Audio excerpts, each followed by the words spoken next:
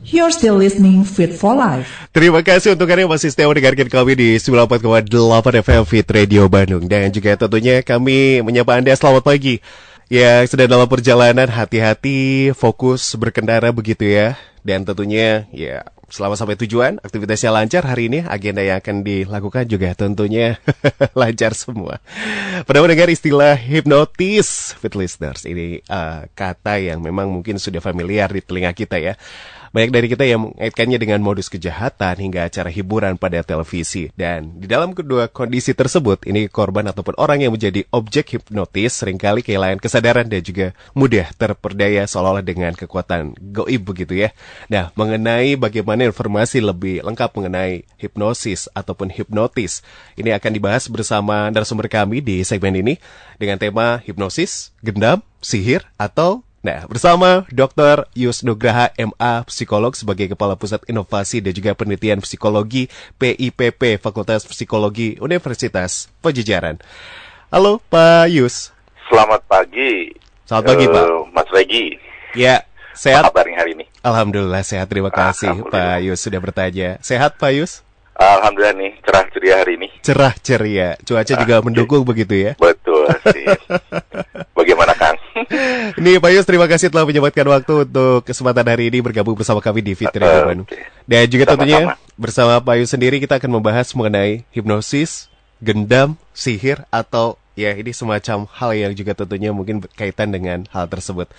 Sebelum mulai pembahasan ini boleh diinformasikan mengenai terlebih dahulu karena kebetulan ini Pak Yus ini sebagai Kepala Pusat Inovasi dan Penelitian Psikologi PIPP Fakultas Psikologi Universitas Pajajaran begitu. Pak Yus silakan. Terima kasih Mas Regi. Selamat pagi Fit Listener. Semoga hari ini sehat dan sukses, sejahtera bagi semua. Alhamdulillah pagi ini kita bersapa di pagi yang hari Senin, pagi biasanya yang kata orang don't like Monday, tapi karena kita seharian di rumah terus, betul, saya udah hampir 7 bulan nih Mas. Iya. Oke, terima kasih Mas. Jadi ini PIPP ini adalah Pusat Inovasi dan Penelitian Psikologi yang berada di bawah Fakultas Psikologi Universitas Pajajaran, dan tentunya yang saya bertanggung jawab kepada Dekan Fakultas. Nah, di dalam PIPP ini terdapat 5 divisi, yaitu divisi tentang studi keluarga, divisi studi pengoptimalan psikologi pendidikan, kemudian divisi kesehatan dan kesejahteraan, ada divisi pemberdayaan individu dan organisasi, dan ada psikologi politik, dan di bawah fakultas itu ada satu lagi lah Pusdi Psikometri Assessment dan Evaluasi. Jadi sebetulnya di bawah PIPP ini komplit sebetulnya layanan kita. Kalau nanti misalnya ada tanya ke Mas Regi, saya mau kerjasama di bidang kolaborasi misalnya antar organisasi, antar perusahaan, atau saya mau pelatihan ataupun seleksi, atau mungkin ada permasalahan belajar, atau ada misalnya tentang studi tentang keluarga, atau tentang politik, komplit Mas, atau juga tentang psikometri, ini ada yang tertarik mungkin begitu. Nah itu Mas, kurang jadi ada 5 dan ada 2 pusat studi di Fakultas Psikologi. Baik, terima kasih Pak Yus pemaparannya ya. Mungkin di antara Anda pendengar ataupun Fit Listeners ya pada kesempatan hari ini yang mungkin berminat begitu ya, atau mungkin mau mengarahkan putra dan putrinya juga ya ingin masuk ke Pusat Inovasi dan juga Penelitian Psikologi Fakultas Psikologi Universitas Pajajaran juga monggo begitu ya. Iya Mas. Baik, dan nah ini juga katanya ya, ini makanya kan masih katanya, tapi kan ini Pak Yus akan memberikan informasi yang valid begitu. Ini kegiatan terdekat apa yang akan dilakukan oleh PIPP? Iya, oke, terima kasih Mas. Jadi saya menjabat ini sebentar lagi mau turun lagi nih, karena kan cuma setahun dikasih waktunya nih. Begitu ya. Gitu, oke. Jadi di bawah aktivitas ini atau PIPP ini ada aktivitas penelitian dan inovasi di UNPAD, tapi juga tidak UNPAD saja, tapi kita juga terbuka kalau kerjasamanya dengan berbagai instansi di luar begitu ya, terutama seperti tadi untuk pengembangan organisasi atau masalah anak ataupun tadi politik. Tapi selain itu juga adalah pusat untuk penghimpunan penelitian dan inovasi khususnya di bidang psikologi begitu. Kemudian berikutnya lagi adalah ini sebagai salah satu entry point untuk akselerasi UNPAD menuju World Class University, karena sekarang lagi dituntut untuk punya punya jurnal yang lebih banyak, berkualitas, dan kolaborasi antar universitas di seluruh dunia begitu. Nah, adapun kegiatan yang sedang kami garap nih, yang cukup besar sebetulnya ini yang bekerja sama dengan Pemprov Jabar, yaitu tentang rancangan intervensi psikososial, pemulihan kesehatan mental masyarakat pasca pandemi COVID-19 di Jawa Barat. Dengan 3 kelompok sasaran, yaitu yang pertama adalah tenaga kesehatan profesional, itu satu tim, kemudian tim kedua adalah untuk pasien atau suspek, dan ketiga adalah masyarakat umum terdampak.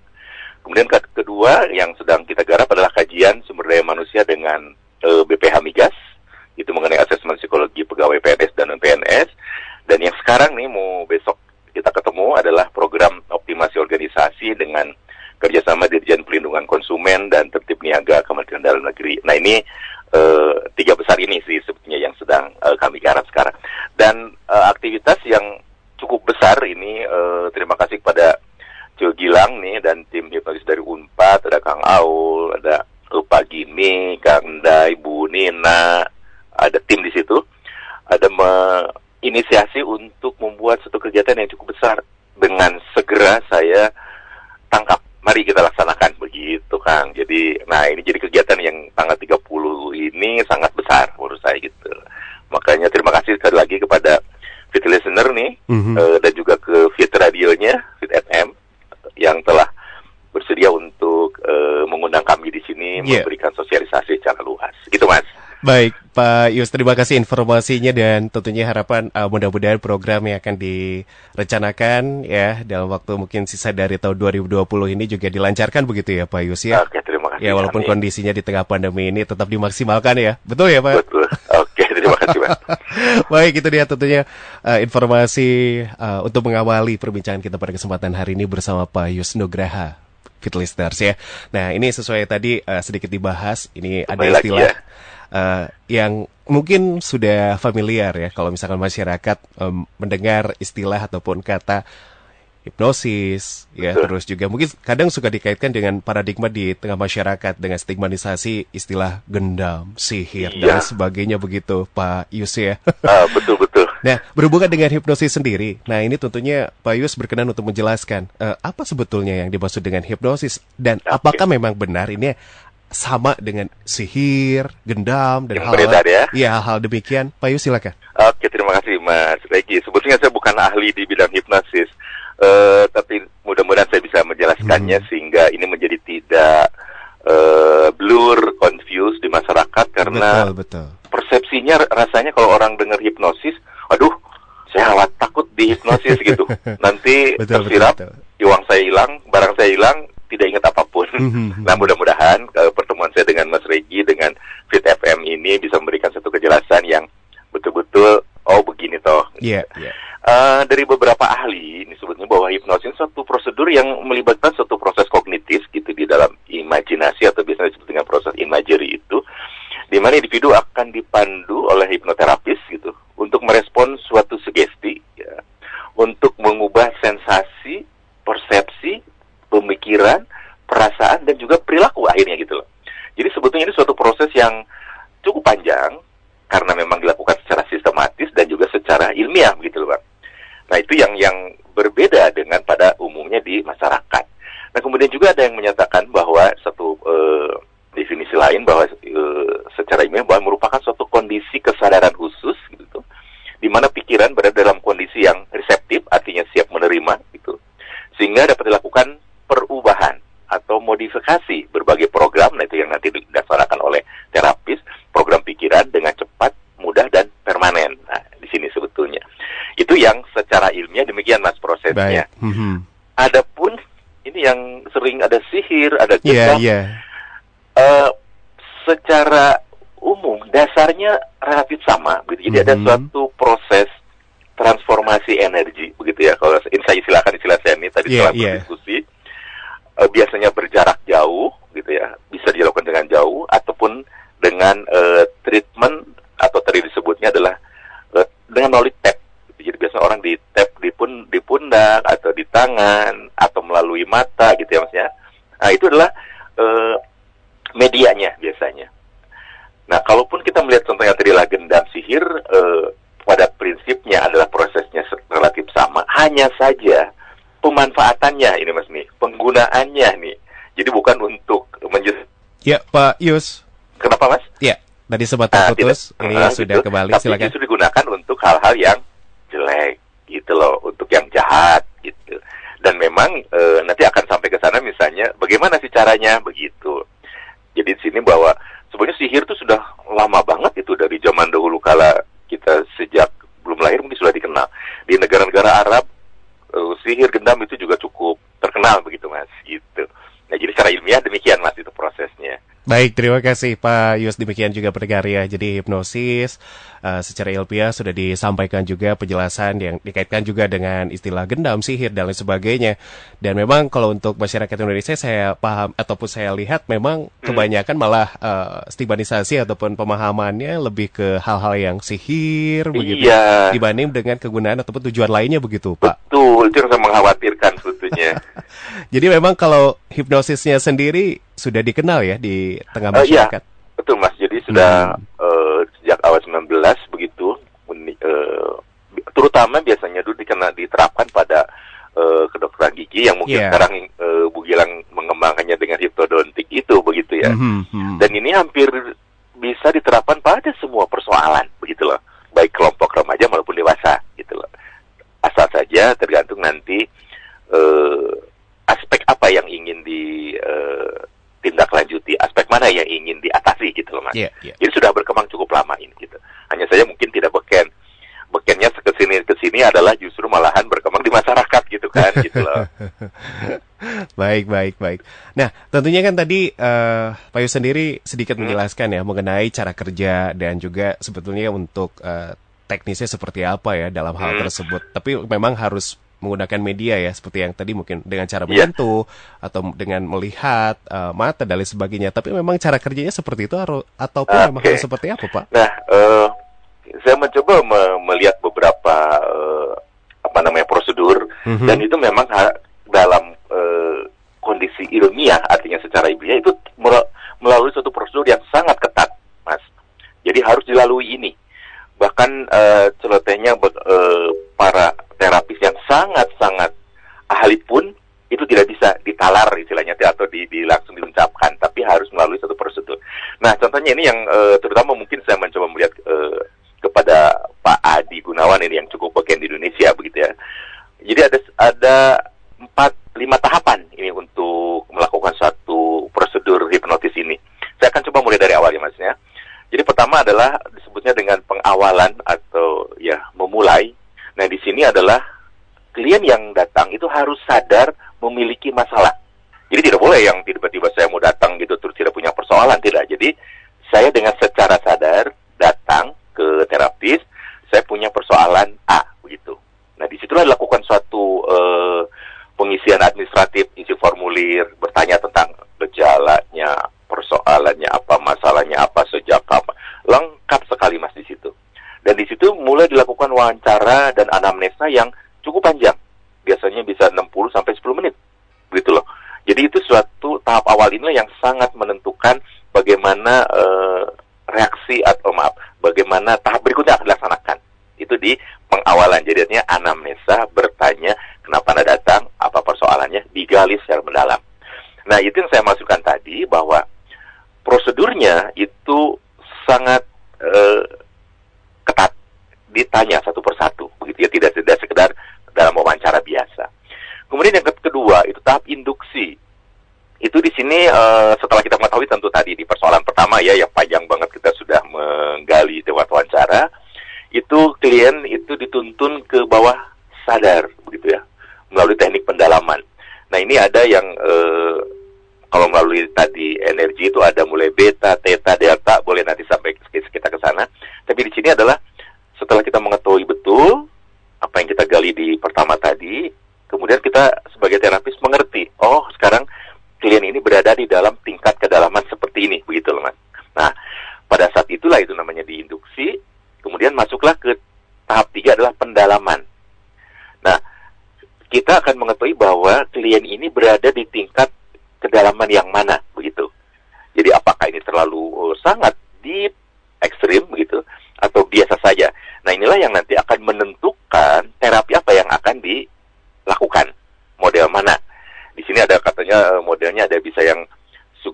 itu biasanya untuk yang terlalu dalam persoalannya begitu, ada di dalam level yang paling dalam, extreme deep begitu, atau yang lain adalah pakai hipnosis biasa. Nah itu di situ.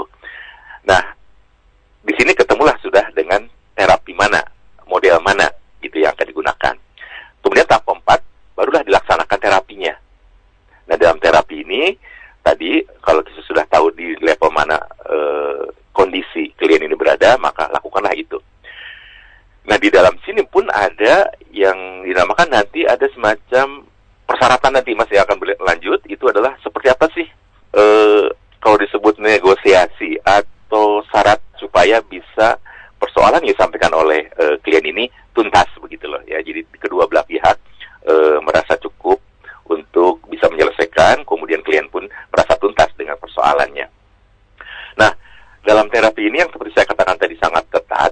Jadi setiap terapis ini adalah menggunakan strip yang sudah ditetapkan secara baku begitu. Jadi prosedural, dibacakan secara bertahap. Jadi tidak merasa bahwa yang sudah biasa puluhan tahun, sudah merasa cukup ahli, kemudian ditalar dan ditanya begitu saja, tidak. Tapi tetap dilakukan itu, karena dalam hal ini terapis sedang mendalami alam pikirannya klien begitu. Sehingga apabila salah aja kata keluar dari terapis, maka mungkin akan menjadi lain lagi persoalannya nanti gitu ya. Nah, yang terakhir ini adalah proses pengakhiran. Setelah dilakukan secara bertahap tadi, kemudian merasa dianggap tuntas, kemudian diakhiri. Nah, di sini dilakukanlah uji hasil terapi. Iya. Artinya, saya ditanyakan apakah tuntas, apakah sudah oke. Terus dia bilang, aduh, saya masih ada. Nah, berarti itu belum. Gitu ya, berarti itu belum nih, berarti apa yang telah kita lakukan sebelum berarti belum, jadi harus betul-betul tuntas.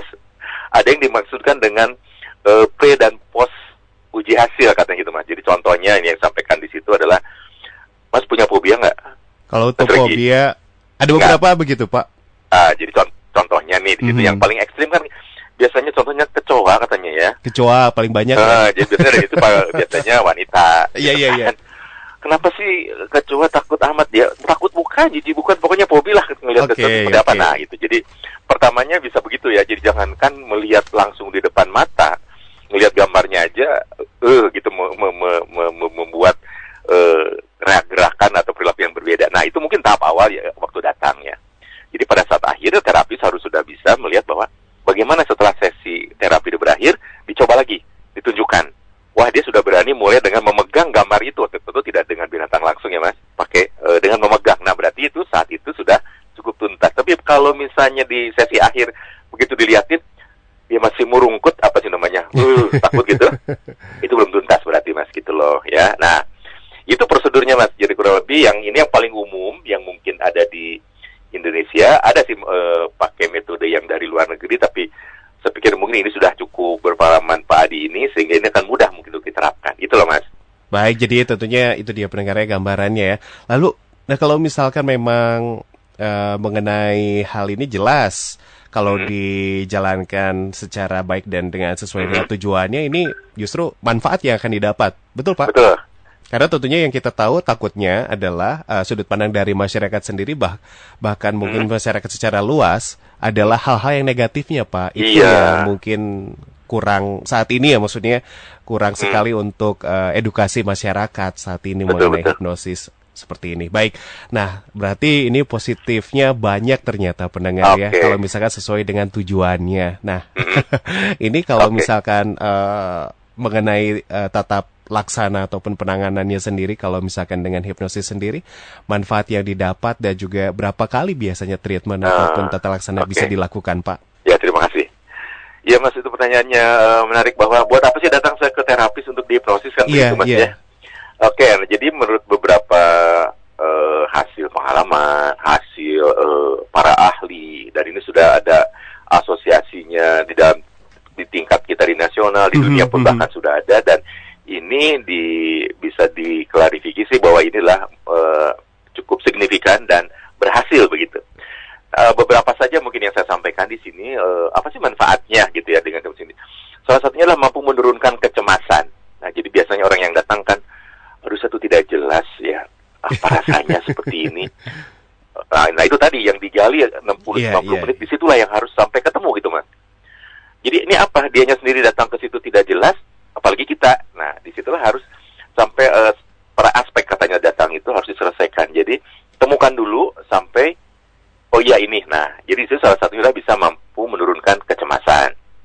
Kemudian yang kedua adalah mengatasi gangguan mual dan penyakit perut biasanya. Jadi yang kadang-kadang kan tidak jelas ya, orang bilang psikosomatis, kan tidak jelas itu sumbernya biasanya kan.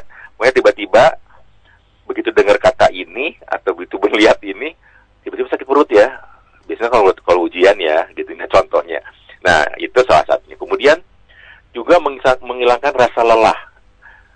Jadi biasanya kan pakai model relaksasi, caranya biasanya suruh duduk, duduknya dengan cara santai, kemudian apalagi atau misalnya suruh kalau modelnya zaman Sigmund Freud itu diterlentang begitu ya, kemudian terapisnya waktu itu psikolognya berada di samping, kemudian diturunkan tadi dalam tahap-tahapan di awal tadi diturunkan terus tingkat kesadaran sampai ke yang paling bawah, nah disitulah proses mulai berjalan. Atau kemudian di sini adalah penyembuhan pasca operasi nih Mas. Nah ini yang dipraktekkan di misalnya di Fakultas Kedokteran misalnya, atau tadi yang di kedokteran gigi bisa jadi, bahkan pasien atau klien misalnya dari kedokteran gigi ini mereka tidak merasakan apapun itu. Nah jadi ini sementara dia di terapi atau dia sedang dioperasi, kemudian dia sudah dicabut atau gimana, nah dengan melalui hipnosis ini itu seolah tahap demi tahap itu teralihkan gitu ya. Jadi tidak kepada sakitnya tapi kepada tadi yang terapi tahapan melalui tadi pengubahan perasaan, emosi, pikiran sampai ke ada perilaku. Sehingga tiba-tiba selesai dan oke aja. Nah ini kemudian yang peran berikutnya ini agak-agak sulit-sulit gampang nih. Berapa kali sih idealnya? Nah, ya betul. Nah, tidak berarti untuk setiap punya masalah kita harus datang ke hipnosis, di hipnosis caranya Patnya. Jadi pada dasarnya lakukan terapi harus benar-benar tuntas, itu yang penting. Jangan berarti bahwa nanti semakin sering bayar ya, bukan itu sebetulnya. Artinya bahwa di sini sangat-sangat tergantung kepada terapisnya. Jadi di sini bahwa Pak Adi menyebutkan maksimal hanya 4 kali saja Mas. Jadi tidak berarti sering kali itu adalah bagus juga enggak, atau dia berarti punya masalah, tapi bahwa di sini terapis mampu mengidentifikasi persoalan di tahap awal dengan cukup tepat, begitu loh. Jadi kalau muncul lagi, jadi pembicaraan di depan 60-90 menit itu kurang mengena berarti. Nah, jadi sini adalah tahap awal ini sangat-sangat menentukan dalam rangka anamnesa ini. Nah, jadi itu maksimal 4 kali. Nah, akan beda lagi dengan untuk anak-anak di sini, malah kan katanya disebutkan itu hanya boleh 2 kali saja, gitu loh. Nah, ini mungkin juga berkaitan dengan fungsi otak atau imajerinya anak ini masih belum berkembang, sehingga kalau sering-sering di terapi malahan bahkan nanti akan masuk sugesti dari terapis malahan, padahal otak anak sedang berkembang. Nah, kenapa minimal 2 kali? Karena pada tahap awal itu baru penggalian yang tadi disebut ya, pengawalan. Jadi tahap kedua bisa tuntas, bisa. Nah, jadi itu Mas, mengenai berapa kalinya atau frekuensinya gitu. Jadi tentunya tinggal mengikuti arahan dari dokter saja sebetulnya ya, kalau misalkan mengenai treatment gitu. atau tata laksananya ya. Betul. Baik. Jadi di sini ada maaf, bukan kontrak hasil di sini. Baik. Gitu loh Mas, katanya ini cukup menarik saya sih. Iya. Tapi kontrak upaya. Jadi seberapa besar niat, seberapa bersungguh-sungguhnya klien itu datang, itu sebetulnya. Jadi bukan berapa seringnya, jadi bukan untuk dok atau berapa kali saya akan sembuh. Nah, sebetulnya tergantung yang datang, Anda sanggup nggak melaksanakannya dengan sungguh-sungguh, gitu loh Mas. Intinya. Ya itu dia tentunya. Jadi kalau misalkan ditanya aman tidak hal-hal seperti ini untuk dilakukan, aman, jelas aman begitu ya Pak? Itu ya. Oke.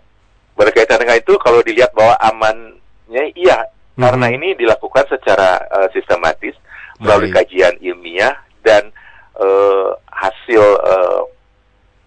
pengalaman yang mungkin udah beratus-ratus atau berjuta juga sekarang ya, karena itu dipakai sebagai salah satu treatment dalam menyelesaikan suatu persoalan gitu Mas. asal saja tadi itu datanglah ke ahli yang betul-betul kredibel dan kompeten mas gitu. Jadi ya tentunya kalau misalkan ke orang-orang yang tidak kredibel atau mungkin kita tidak tahu ya jangan begitu ya Pak. Iya, apalagi nanti Ke ahli kemana lah. datang ke gunung itu tuh ada si ahli si itu. Wow, jangan. Nanti itu saya khawatir nanti justru malahan yang digunakannya ke arah yang jahat nantinya mas. Betul. Akhirnya Gitu ke lah. hal-hal negatif lah ya. Betul. Baik, Pak Yus, kita ke pendengar ya Pak ya. Ini sudah ada yang Monggo. bergabung melalui Kita WhatsApp belum selesai mas ya. Ya, siap. Ada Fitri di Cijerah. Ini izin bertanya apakah keefektifan hipnosis ini bergantung pada individu masing-masing? Karena saya pernah dicoba terapi hipnosis, tapi tidak bekerja untuk saya. Nah, bagaimana ya ini? Makasih katanya. Ya, langsung mas. Silakan. Terima kasih Mbak Fitri. Ya itu kembali yang tadi saya sebutkan ini tidak efektif. Nah, pertanyaannya adalah sebetulnya tadi disebutkan, saya sangat setuju dengan tadi, ini adalah kontrak upaya, bukan kontrak hasil. Jadi sebetulnya sudah ada di dalam syarat di tadi yang akan kita bahas sebetulnya ya. Jadi artinya salah satunya bahwa klien ini benar-benar percaya sungguh-sungguh kepada terapisnya, itu salah satunya. Kemudian kita juga harus sepakat bahwa saya akan melaksanakan atau komit terhadap untuk menjalani sesi-sesi konsultasi tadi gitu. Nah, disitulah sebetulnya. Jadi semakin kuat kita mengikuti langkah-langkah yang disampaikan, maka akan semakin efektif. Kemudian semakin kita ikhlas mengikutinya, kemudian semakin komit juga tadi, maka itu akan lebih cepat. Atau maksud saya akan lebih efektif gitu. Saya tidak menyatakan alasan lain. Mungkin bisa saja nih tidak efektif karena aduh saya masih ragu-ragu nih, bisa nggak ya gitu. Atau pada saat di tahap awal misalnya kita tidak menyampaikan seluruh persoalan yang digali oleh terapis ini secara terbuka. Masih ada sesuatu yang mungkin aduh kalau disampaikan nanti gimana ya, nanti jangan-jangan rahasia saya kebuka. Nah itu pun sama mas, itu juga berarti saya belum pasrah atau belum sepenuhnya terbuka gitu. Bisa begitu Mbak Fitri. Jadi nanti mungkin di tahap berikutnya nih akan sampai ke sana misalnya. Jadi ikhlas, komit, sungguh-sungguh. Nah, itu. Baik, itu mas, Mbak Fitri, maaf.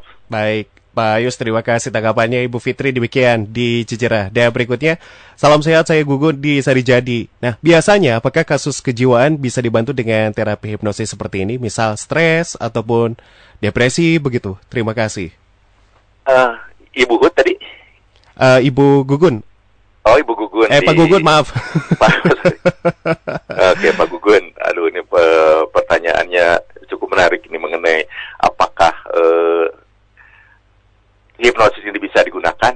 Kalau melihat tadi dari salah satu aspek atau hal positif yang bisa dilakukan melalui hipnosis, iya, Pak Gugun. Jadi seperti tadi bahwa misalnya stres atau depresi. Nah, orang hanya bisa mengatakan, waduh saya lagi depresi. Emang kenapa? Nggak tahu, pokoknya setelah stres turun, meningkat, jadi depresi. Ciri-cirinya apa? Nah itu dia, saya juga ngerti kadang-kadang. Nah, justru mungkin hal-hal yang tadi ketidakjelasan, atau tidak tahu sumbernya dari mana, atau awalnya dari mana, asalnya dari apa, persoalannya apa, itu yang dengan sangat menarik akan bisa di terapi gitu melalui hipnosis ini. Sehingga pada saat misalnya seseorang akan datang, kuncinya adalah sampaikan secara terbuka, kemudian apa yang menjadi ganjelan, apa yang menjadi kerumetan di dalam pikiran begitu, yang akhirnya menjadi berpengaruh kepada hati, kemudian nanti kepada perilaku, itu yang di tahap awal tadi begitu. Jadi kalau melihat dari beberapa hasil penelitian dan para ahli ini, saya katakan mungkin di sini bahwa hampir semua persoalan yang berkaitan tadi, perasaan, emosi, perilaku, itu bisa salah satunya melalui hipnosis ini. Begitu Pak Gugun. Jadi asal tadi yang syarat-syaratnya mau menyampaikan dengan terbuka, komit untuk menjalankannya, dan sungguh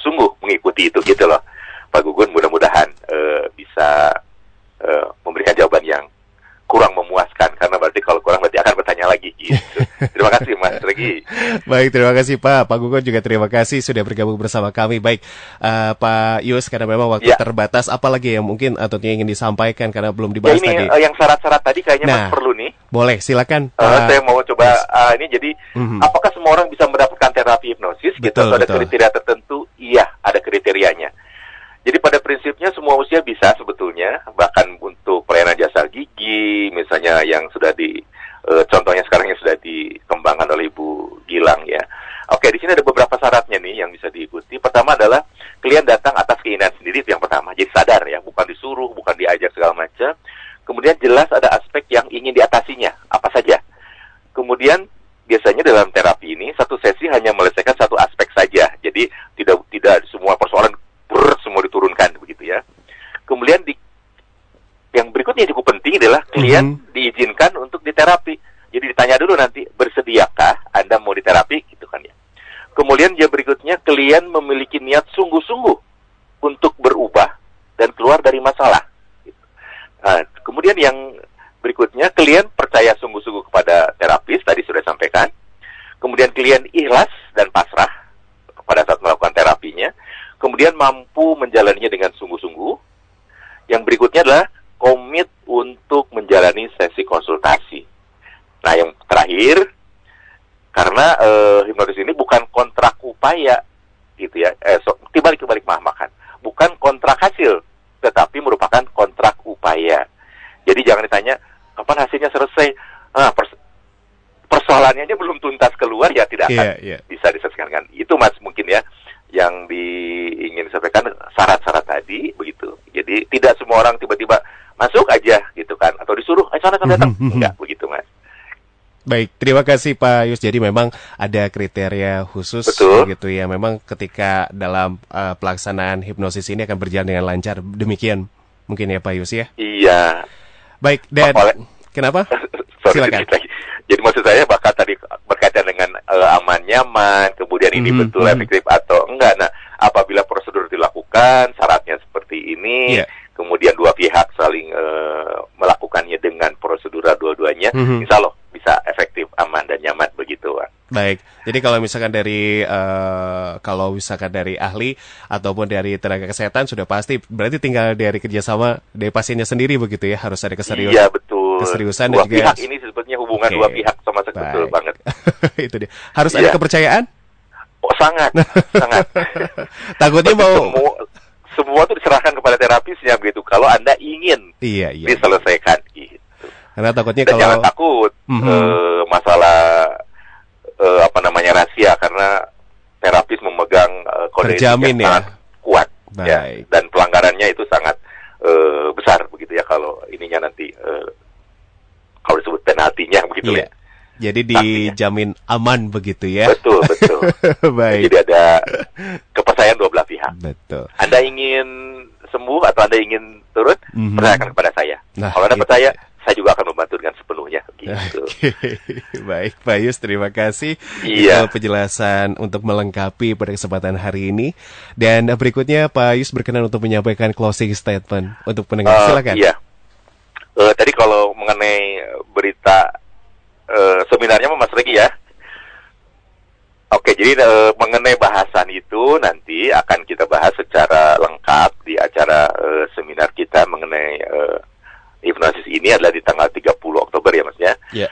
Jadi kalau dikatakan bahwa hipnosis ini merupakan suatu prosedur yang sistematis, ilmiah begitu, dan prosedural dengan untuk membantu menyelesaikan persoalan seseorang secara sadar dan komit untuk bersungguh-sungguh memiliki niat yang kuat untuk keluar dari masalah. Nah, bagi Bapak Ibu atau teman-teman yang ada sedikit dan sampai sekarang belum tertuntas begitu, silakan hubungi ke BPIP dulu nih. Ada sedikit mirip nih Mas. Dulu namanya BPIP, sekarang namanya BIP saja. Jadi Biro Inovasi Psikologi. Itu berada di bawah Unpad. Kalau yang ada di fakultas itulah Pusat Inovasi dan Penelitian. Nah, jadi silakan datang saja ke BIP, Biro Inovasi Psikologi di Jalan Dago 438B, itu di daerah atas, di dekat Jayakarta Hotel, begitu.